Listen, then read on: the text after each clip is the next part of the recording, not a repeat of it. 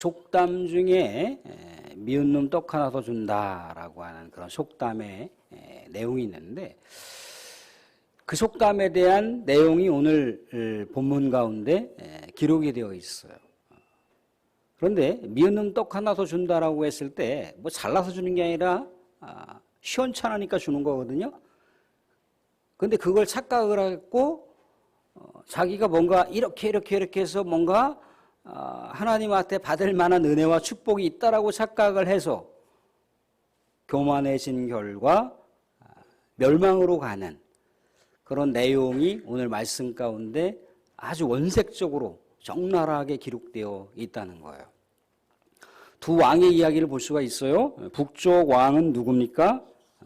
오늘 23절 말씀을 보시게 되면 이스라엘 왕 요아스의 아들 여로보암이라고 하는 왕이 등장해요. 여로보암 2세라고 볼 수가 있어요. 또한 남유다에는 23절 유다의 왕 요아스의 아들 아마샤라고 하는 그런 왕의 이야기를 볼 수가 있는데, 아마샤는 지난번에 이제 죽었잖아요, 그죠? 그래서 아마샤의 아들 아사랴 왕에 대한 이야기. 그러니까 여로보암 2세와 아마샤 왕에 대한 이야기가 오늘 본문 가운데 기록이 되어 있어요. 그러니까 14장 23절부터 끝부분까지는 이스라엘 왕 여로보암 2세에 대한 이야기가 등장을 하는데, 여로보암 2세가 어떠한 삶을 살았는지에 대한 이야기가 24절을 보시면 나와 있습니다. 14장 24절 같이 한번 읽어보겠습니다. 24절 같이 시작. 여호와 보시기에 악을 행하여 이스라엘에게 범죄하게 한 느밧의 아들 여로보암의 모든 죄에서 떠나지 아니하였더라. 아니, 왜 좀 전에 여로보암이라고 하는 이스라엘 왕이 등장을 했는데 또 여로보암 왕이 등장하는 이유는 뭔가 우리가 생각해 봤을 때, 오늘 여기 24절에 등장하는 여로보암은 초대 남과 북으로 갈라졌을 때 초대 북이스라엘의 왕의 이름이 여로보암 왕이었던 거예요. 그리고 이제 후대를 거쳐서 이제 이 동명이인의 이름이었던 여로보암 왕이 오늘 우리가 읽었었던 본문에 대한 이야기라는 거예요. 근데 한마디로 말하자면 악행을 저질렀던 왕이라는 거죠. 악을 일삼았던 왕인 거예요. 악을 일삼았던 왕인데 하나님께서 놀라운 은혜를 주세요. 어떤 은혜를 주십니까? 25절 중반쯤 보시게 되면 선지자 요나가 나오죠, 그죠? 선지자 요나를 통하여 하신 말씀과 같이 여로보암이 이스라엘 영토를 회복하되 하맛 어귀에서부터 아라바까지 하였으니, 뭐 우리식으로 얘기하자게 되면 저 만주 땅까지 그 땅을 다 차지하는데 회복했던 왕이 여로보암 왕이었다는 거예요. 아니, 우리가 이 권선징악이라고 하는 내용을, 그 렌즈를 가지고 구약 성경을 우리가 바라보면 하나님한테 죄악을 저지르는 왕, 하나님한테 그 말씀을 떠난 왕들은 어떠한 우리 하나님의 회초리를 맞았나요? 징계의 회초리를 맞았다는 거죠. 심판의 회초리를 맞았어요, 그죠? 그럼 하나님께서 의당 이 악한 왕에게는 심판과 징벌을 주셔야 되는데, 오히려 심판과 징벌이 아니라 하나님의 은혜를 주셨다는 거예요. 하나님의 축복을 주셨어요, 그죠? 옛 시대의 그 영토를 다 회복할 수 있는 놀라운 축복을 하나님께서 허락하셨잖아요, 그죠?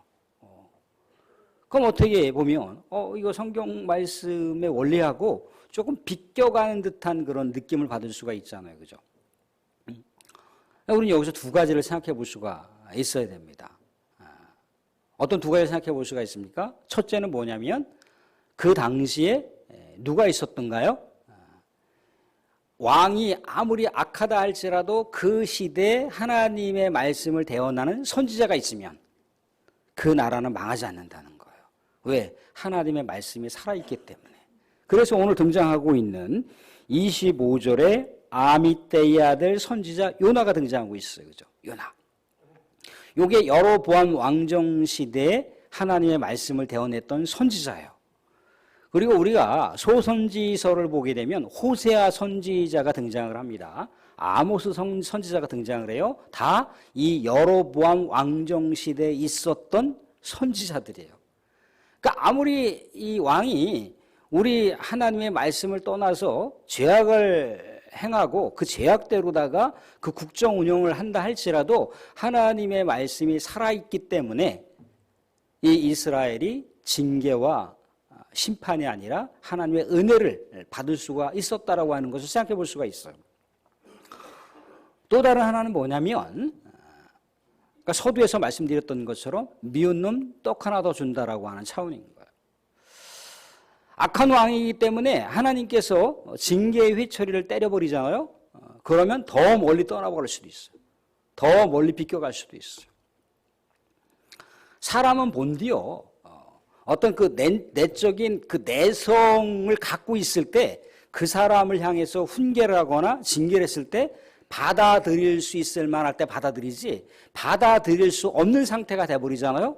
그러면 징계와 훈계는 어떻게 됩니까? 튕겨서 나가요. 이게 사람의 모습이라는 거예요. 이게 사람의 죄성이에요. 아무리 좋고 아무리 격려하는 말을 한다 할지라도 그것이 내적으로 받아들일 수 있는 수용 자세가 되어 있으면 받아들이지만 그렇지 않으면 튕겨져 나갑니다. 기도를 너무 하지 않아서 제발 기도 좀 하십시오. 제발 기도 좀 하십시오. 그렇게 얘기를 합니다. 그럼 아이고야 내가 기도를 해야 되는구나. 더 깨어서 기도해야지.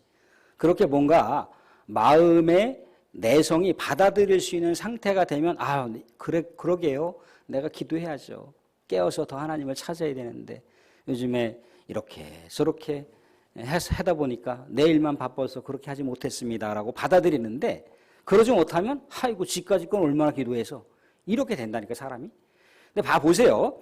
아까 죄악을 행했던 이 여로보암 왕에게 하나님께서 징계 외초를 때려버리셨다. 그럼 여로보암이 어떻게 반응할 것 같습니까? 아이고 하나님 잘못했어요. 하나님 말씀을 떠났습니다. 이제 하나님 앞에 정말 부복하며 하나님 앞에 회개하고 하나님을 다시 내가 바라보며 하나님 앙망하는 삶을 살고 하나님의 말씀 붙들고 살아가는 삶을 살겠습니다 라고 돌아오기가 쉬울까요? 아니요. 더 튕겨져 나가요. 더 악행을 저지를 수가 있다는 거예요. 그래서 미운 놈 떡 하나 더 주는 거예요. 사람의 이 외투를 벗길 수 있는 길이 두 가지가 있다라고 하잖아요. 그죠? 하나는 강한 바람을 계속 강한 그 시베리아 바람을 계속해서 날려버리는 거예요. 하나는 따뜻한 바람을 솔솔 날리는 거예요. 사람이 그 찬바람을 계속 내리꽂으면 어떻게 됩니까? 더 추워갖고 더 그냥 옷을 여미잖아요. 그죠? 근데 따뜻한 바람이 솔솔 불면 더워서 외투를 벗게 돼 있다는 거예요. 그래서 하나님이 이 악행을 저지른 왕에게 어떠한 방법을 사용하신 거냐면 채찍보다는 당근을 사용하신 거예요. 그래서 은혜와 축복을 주셨다는 거예요. 우리가 생각해 보세요. 호세아 선지자 때 하나님께서 호세아 선지자에게 네 사랑하는 음란한 아내 고멜을 어떻게 하라고 하던가요? 다시 찾아오라고 하잖아요. 그죠? 아무래도 아내가 음란한 행각을 벌려서 다른 남정네하고 살을 맞붙이고 살아가고 그런 행각을 벌이고 있는데 남편이 그 아내를 어떻게 다시 찾아옵니까? 상식적으로도 쉽지 않고 윤리적으로도 불가능한 상황이잖아요. 그죠? 근데 하나님은 다시 호세아 선지자에게 고멜을 찾아오라고 하고 있어요. 왜? 고멜은 누구를 상징하는 건가요? 당시 음란했던 이스라엘 백성들을 상징하는 거예요. 하나님께서 징계가 아니라 심판이 아니라 다시 은혜와 애정을 베풀어 주시는 그런 내용을 볼 수가 있어요. 그러니까 기회를 주셔서 다시 고멜이 돌아올 수 있도록, 다시 이스라엘 백성들이 돌아올 수 있도록, 다시 여로보암 왕이 돌아올 수 있도록 하나님께서 비상한 조치를 취하신 거예요. 그래서 이스라엘의 옛 영토로 회복할 수 있는 축복을 허락하신 거라고요. 아모스 선지자 때 하나님의 말씀을 대언했던 아모스 선지자가 이스라엘 백성들의 죄악에 대해서 낱낱이 고발하는 장면을 볼 수가 있어요. 왕, 귀족, 백성들에게까지 다 낱낱이 고발을 합니다. 근데 고발을 하는데 정작 하나님께서 이 이스라엘 백성들을 어떻게 심판을 내리꽂으셔야 되는데 심판을 내리꽂지 않으세요. 왜 그러십니까? 다시 돌아오라고 하는 하나님의 기회예요. 하나님의 사인이란 말이죠. 우리는 이 말씀을 통해서 뭘 생각해 볼 수가 있습니까? 우리가 이 세상에 하나님의 구원받은 백성이라고 했을 때 우리가 뭔가 하나님 앞에 구원받을 만한 어떤 공로가 있어서 하나님께서 우리를 구원해 주셨던가요? 아니면 우리가 뭔가 예쁜 그런 행동을 많이 해서 또 윤리적으로 우리가 정말 완벽한 삶을 살아서 하나님께서 우리를 구원해 주셨던가요? 아니죠. 우리는 전혀 구원받을 수 있을 만한 자격과 공로와 업적이 전혀 없어요. 해당 사항이 단 1%도 없어요.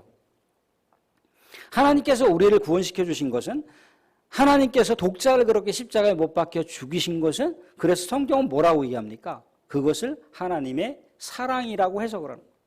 하나님의 은혜와 사랑이라고 해석을 해주는 거예요. 그래서 우리가 그 은혜와 사랑을 덧입고 어떻게 하는 겁니까? 그 은혜를 가지고 그 사랑을 가지고 빚진 자의 마음을 가지고 살아가는 거예요. 내가 뭔 자격이 있어서 이 땅 가운데 용서를 베풀고 내가 뭔가 자격이 있어서 하나님께 축복받고 내가 이렇게 저렇게 열심히 해서 뭔가를 하나님의 은혜를 축복받는 그게 아니라고요.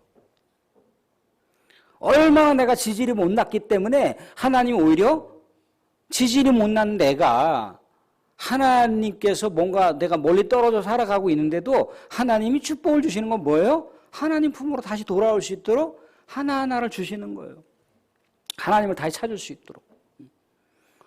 근데 여로보암 왕은 끝내 어떻게 했던가요? 나중에 이것이 이제 자기 업적이라고 생각을 하는 거예요. 자기 업적이라고.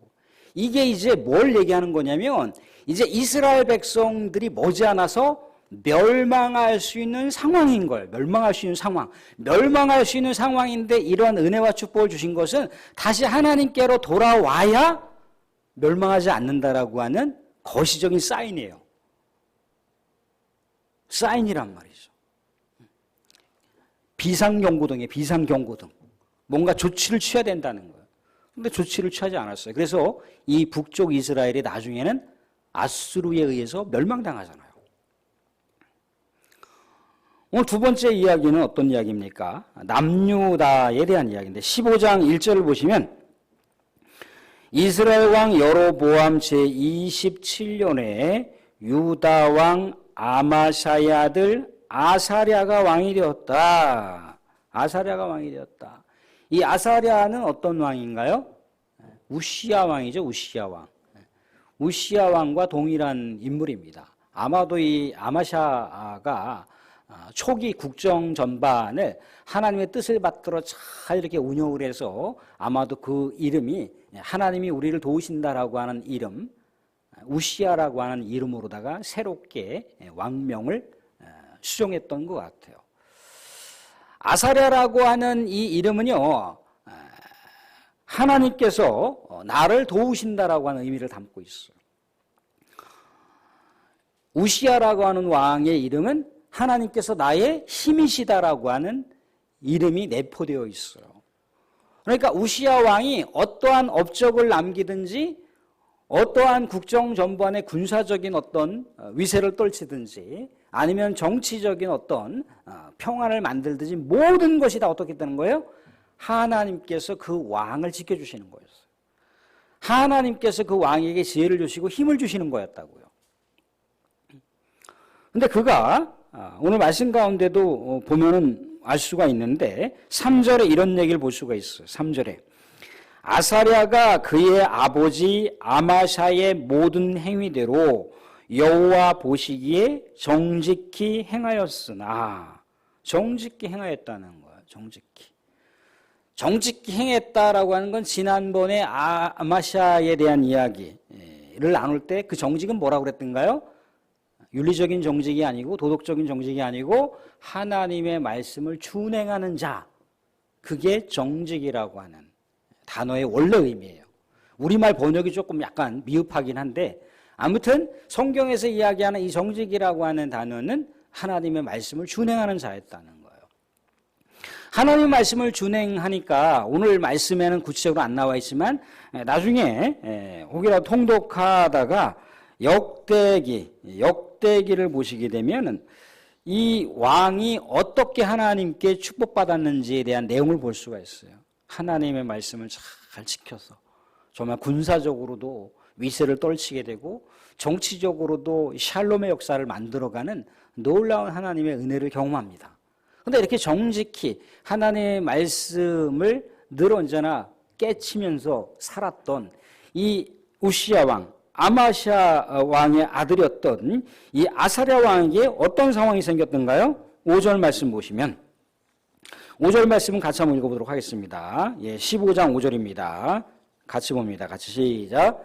여호와께서 왕을 치셨으므로 그가 죽는 날까지 나병 환자가 되어 별궁에 거하고 왕자 요담이 왕궁을 다스리며 그 땅의 백성을 치리하였더라. 왕을 치셨는데 그가 죽는 날까지 나병 환자가 되었다는 거예요. 그래서 별궁에서 격리된 채 그렇게 최후의 순간까지의 삶을 살았다는 거죠.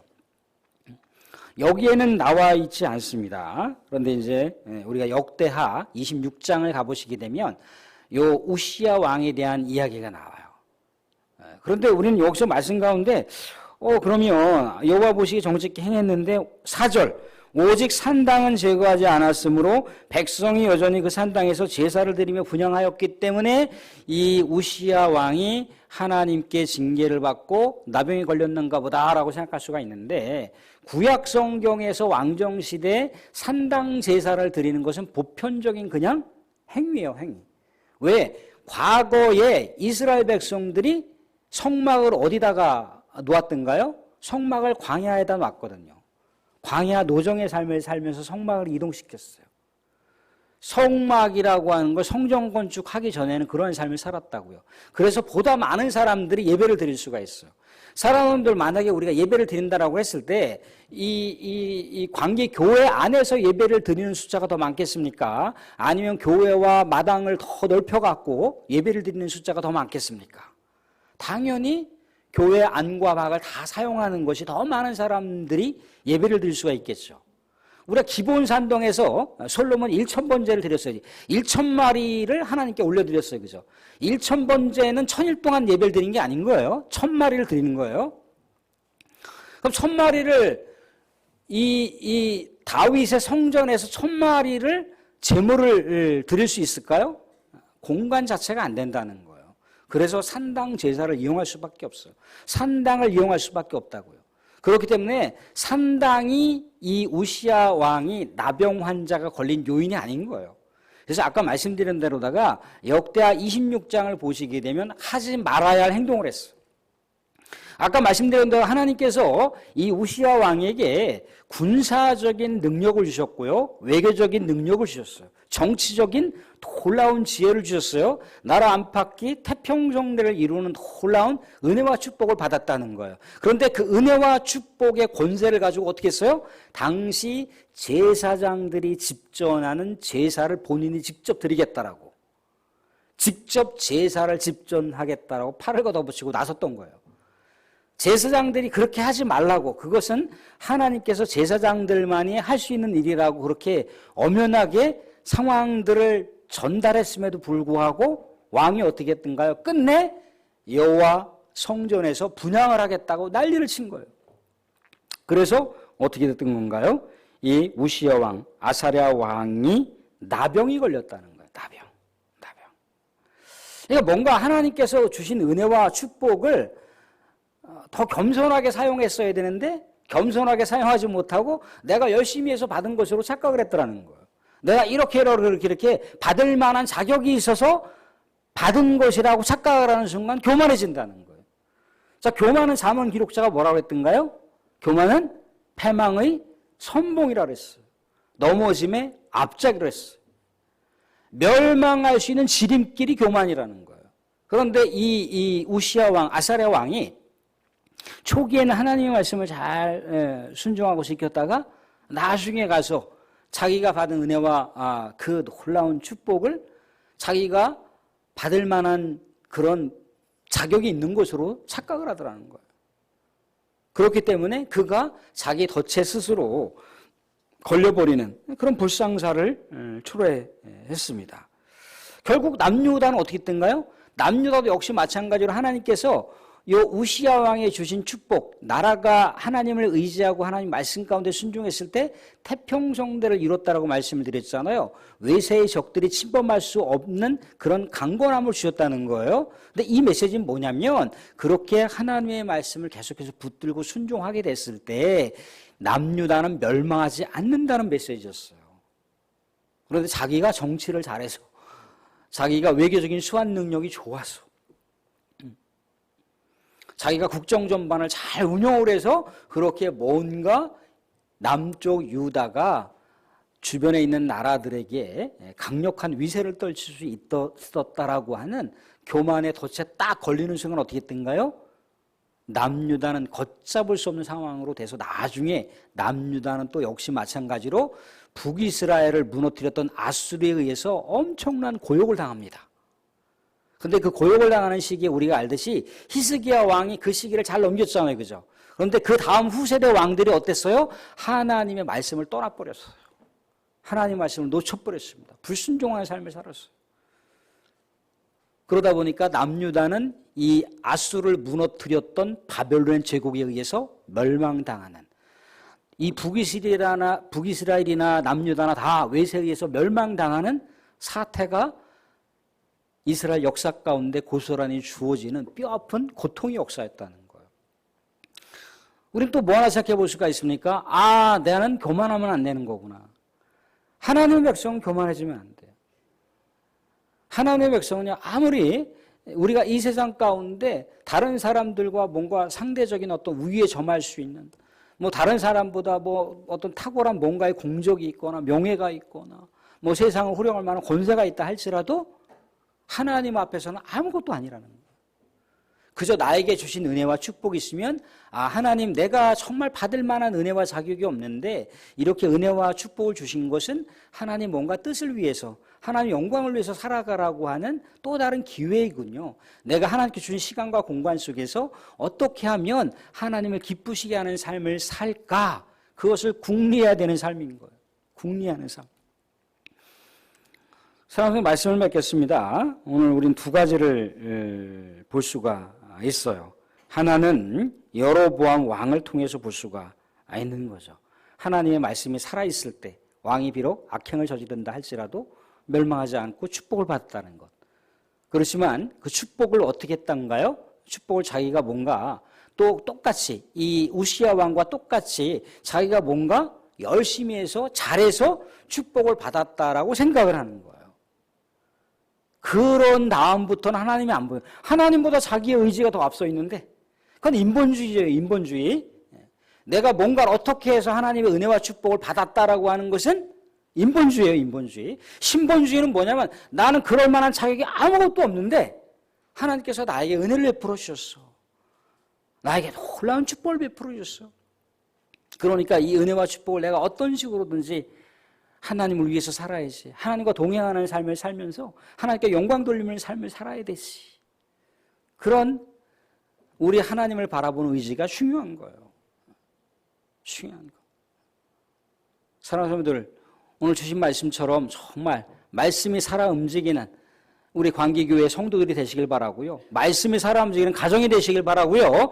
말씀이 운영해 가시는 우리 모든 권속들이 되시길 바랍니다. 또한 하나님께로부터 받은 은혜와 축복을 우리가 나 자신에 대한 교만으로 사용할 것이 아니라 더 우리 하나님 앞에 겸손하게 하나님의 영광을 돌리는 그런 복된 삶을 지향하실 수 있기를 주님의 이름으로 축원드립니다.